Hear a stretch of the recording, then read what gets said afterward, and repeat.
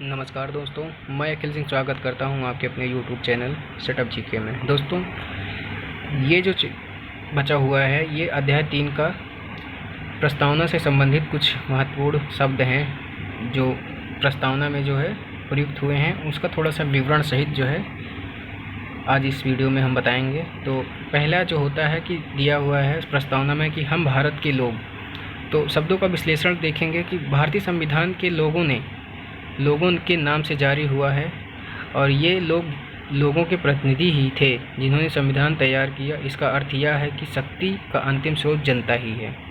और अन्य महत्वपूर्ण तथ्य की बात करें तो संविधान का निर्माण संविधान सभा ने किया था, जिसे भारतीय जनता द्वारा प्रत्यक्ष रूप से नहीं अपितु उसका निर्वाचन परोक्ष रूप से भारतीय प्रांतों की विधानसभाओं ने किया था। दूसरा है संपूर्ण प्रभुत्व संपन्न। इसका क्या अर्थ होता है कि भारतवर्ष किसी भी आंतरिक अथवा बाह्य सत्ता से पूर्णतः मुक्त है, अर्थात भारतीय जनता किसी भी बाह्य शक्ति के अधीन नहीं है। समाजवादी का अर्थ है कि सामाजिक और आर्थिक समानता पर आधारित समाज की इस विचारधारा को समाजवाद कहा जाता है और समाजवादी शब्द को 42वें संविधान संशोधन 1976 द्वारा प्रस्तावना में शामिल किया गया था। पंथ निरपेक्ष, धर्म के आधार पर भेदभाव का अभाव, जहाँ पर सभी धर्मों को समान भाव से देखा जाए, वही पंथ निरपेक्ष है। 42वें संविधान संशोधन 1976 द्वारा इसे भी प्रस्तावना में जो है शामिल किया गया था। लोकतंत्र की बात करें तो एक ऐसी व्यवस्था जहां सरकार जनता द्वारा निर्वाचित है तथा जो अपने कार्यों के लिए जनता के प्रति उत्तरदायी होती है। एक निश्चित अंतराल के बाद निर्वाचन होता है। गणराज्य की बात करें तो एक ऐसी व्यवस्था जहां राज्यों के प्रमुख को निर्वाचन द्वारा पद प्राप्त होता है, आनुवंशिकता के आधार पर नहीं होता है। अर्थात ऐसी व्यवस्था जहां राज्यों के जो प्रमुख जो मुख्यमंत्री होते हैं इनको जो है निर्वाचित किया जाता है। इसके कहने का मतलब ये है। सामाजिक न्याय, जहां जाति, मत, लिंग, जन्मस्थान, धर्म और भाषा आदि में से किसी के भी आधार पर किसी के साथ भेदभाव नहीं किया जाएगा। आर्थिक न्याय, समाज में सभी को समान स्थान अवसर प्राप्त हो। राजनैतिक न्याय, जहां सभी नागरिक को समान रूप से मतदान का, चुनाव लड़ने का अधिकार, सार्वजनिक पद प्राप्त करने का अधिकार होता है, ये राजनैतिक न्याय होता है। विचार, अभिव्यक्ति, विश्वास और उपासना की स्वतंत्रता, सभी नागरिकों को समान रूप से इच्छानुसार धर्म पालन करने तथा अपने विचारों को स्वतंत्रता पूर्वक व्यक्त करने की छूट हो। प्रतिष्ठा एवं अवसर की समानता, सभी नागरिकों को अपनी प्रतिभा का पूर्ण उपयोग करने तथा बिना किसी विघ्न में बाधा के अपने व्यक्तित्व के विकास का समुचित अवसर प्राप्त हो।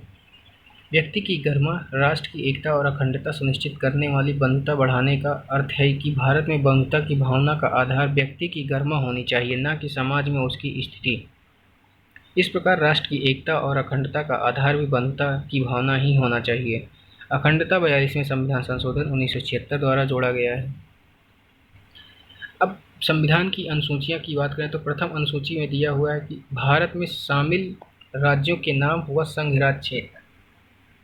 भारत में शामिल जो राज्य हैं और जो संघ राज्य क्षेत्र हैं उनका विवरण जो है अनुच्छेद 1 से 4 के बीच में दिया गया है। दूसरी अनुसूची में है कि भारत का राष्ट्रपति, विभिन्न पदाधिकारियों के वेतन, भत्ते व पेंशन का उल्लेख किया गया है, जिसमें राज्यों के राज्यपाल, लोकसभा अध्यक्ष, राज्यसभा के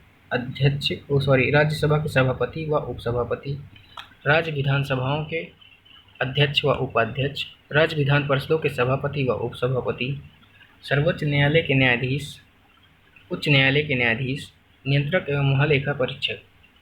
तो राज्यसभा और राज्य विधान परिषद में सभापति और उपसभापति होते हैं और लोकसभा और राज्य विधानसभा में अध्यक्ष और उपाध्यक्ष होते हैं।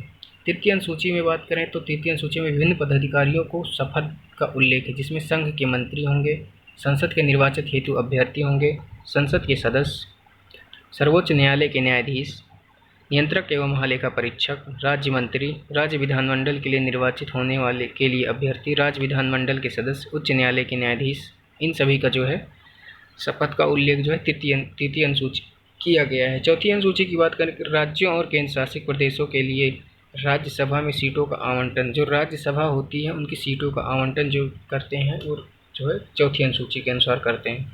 पांचवी अनुसूची दी हुई कि अनुसूचित क्षेत्र और जनजातियों के प्रशासन और नियंत्रण के बारे में उल्लेख किया गया है। पांचवी अनुसूची में अनुसूचित क्षेत्रों और जनजातियों के प्रशासन और नियंत्रण की वहाँ पर प्रशासन कैसे होगा और वहाँ का नियंत्रण कैसे किया जाएगा, इन सभी का उल्लेख जो है 5वीं अनुसूची में किया गया है। 6ठी अनुसूची में बात करें तो विशेषकर असम, मेघालय, त्रिपुरा और मिजोरम राज्यों के जनजातीय क्षेत्र जो हैं उनके प्रशासन के बारे में जो है उल्लेख किया गया है और इसका जो विवरण दिया है अनुच्छेद 244 से 275 के बीच में है। 7वीं अनुसूची की बात करें तो केंद्र राज्य के बीच शक्तियों का विभाजन संघ सूची, राज्य सूची और समवर्ती सूची के माध्यम से किया गया है। 8वीं अनुसूची संविधान सभा द्वारा 8वीं अनुसूची संविधान द्वारा मान्यता प्राप्त भाषाएं मूल रूप में 14 और वर्तमान में जो है 12 हैं। तो 8वीं अनुसूची में भाषाओं का उल्लेख किया गया है। 9वीं अनुसूची में बात करें तो भारत में यह अनुसूची प्रथम संविधान संशोधन अधिनियम 1951 में शामिल किया गया था। इसमें राज्य द्वारा संपत्ति के अधिग्रहण की विधियों का उल्लेख किया गया है जो कि अनुच्छेद 31 में, और इसमें 300 अधिनियमों अधिकांश भूमि सुधार संबंधी का वर्णन है। इसे न्यायालय में चुनौती नहीं दी जा सकती है। 10वीं अनुसूची की बात करें तो इसे जो है 52वें संविधान संशोधन द्वारा जो है जोड़ा गया था जो दल बदल से संबंधी है। 11वीं अनुसूची की बात करें पंचायती शक्तियाँ, प्राधिकरण व जिम्मेदारियाँ जो अनुच्छेद 243 में दिया हुआ है। 12वीं अनुसूची की बात करें तो नगर पालिकाओं की शक्ति, प्राधिकार व उत्तरदायित्व जिसमें 18 विषय हैं और इसे 1992 में जोड़ा गया था।